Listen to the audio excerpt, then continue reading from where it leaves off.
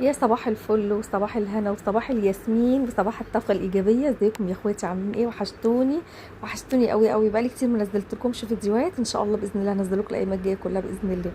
النهارده حفلة التكريم بتاعتنا في المعهد، عملناها في نادي كبير جنبينا.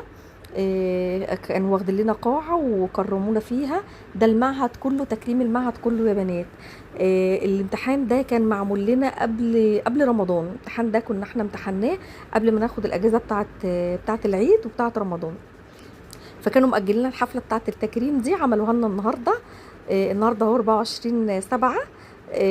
والنتيجة بتاعت شهادة التقدير بتاريخ 19/7. فكانت متأجلة الحفلة بتاعت النهاردة. حفلة جميلة بقى، وجايبين لنا بقى مية وعصاير والأطفال حاجات حلوة وبلالين وأغاني بقى دينية من غير موسيقى الحمد لله. ودف بقى وهيصة وزغاريت وفرحة، والله العظيم. يا رب يرزقكم جميعا الفرحة الجميلة الحلوة دي، أحلى فرحة في الدنيا والله العظيم.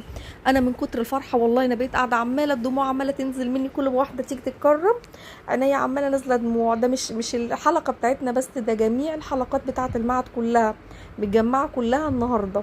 اللهم بارك اللهم بارك، اللهم ثبتنا، اللهم ثبتنا يا رب العالمين عليه حتى نلقاك يا رب العالمين. وارزق حبايبنا كلنا، حبايبنا كلنا يا رب حفظ القرآن الكريم، يا رب ثبته على قلبي وقلب حبايبي يا رب العالمين.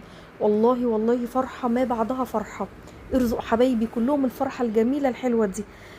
قاعدة مع أجمل ناس في الدنيا وأحلى صحبة، يا رب اجعلنا صحبة في الجنة يا رب، اللهم اجعلنا صحبة في الجنة يا رب.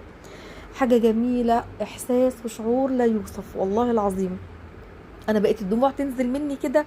يا ربي ايه الجمال اللي انا فيه ده، وايه الناس الجميله اللي انا قاعده معاها، وايه الصحبه اللي اصطفتني فيها دي. يا رب اللهم بارك، اللهم ثبتني يا رب ولا تجعله رياء يا رب العالمين. اللهم ثبتنا عليه.